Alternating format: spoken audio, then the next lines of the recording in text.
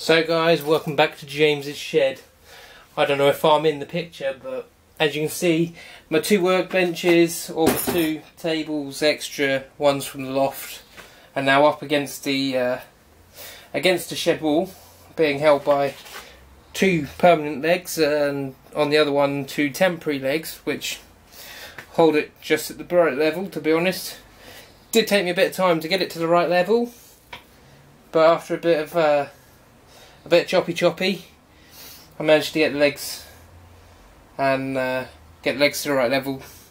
I did get stuck at one point because I wasn't measuring the height of the table with the legs, so the legs were pushing the table up above 3 feet, and so obviously I had, at one point the table was about 3 inches higher than the 3 foot mark, and I would have had to have lost almost 3 inches within less than 4 foot, 4 maybe 5 foot, to connect to the other side of the table. So that would have been a bit of a disaster trying to do that and not have the correct fitting. To be honest, it would have made everything an awful lot more difficult, but at least it's now connected, and all I've got left to do now is fill in the middle part and then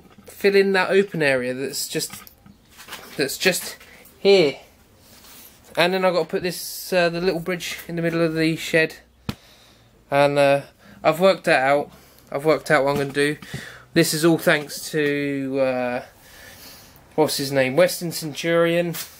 I've been watching some of his videos, and he kind of had a bracket that looked kind of like that. His looked a lot better than what mine did, but obviously as you flicked over it'd go and it'd hold itself. Well, you make something to hold it up at that point.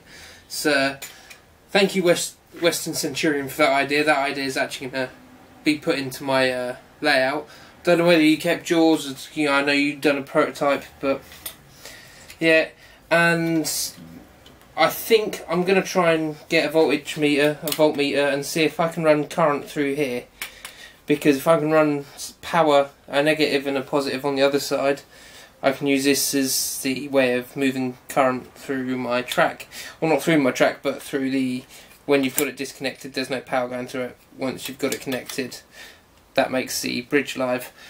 Whether that make any difference, I don't know. Whether this will let power go through, I'm not sure, but there's only one way to find out, and that's by testing, and that's by getting a trip meter, which means getting a trip meter, because I haven't got one yet, and testing if current runs through it.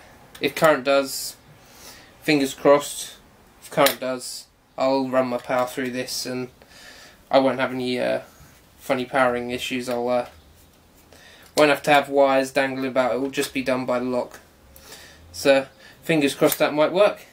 But other than that, guys, that's it for the build today, the project in the shed, and there's much more to come, and hopefully guys, it'll be cool to be up and running and operational in the shed.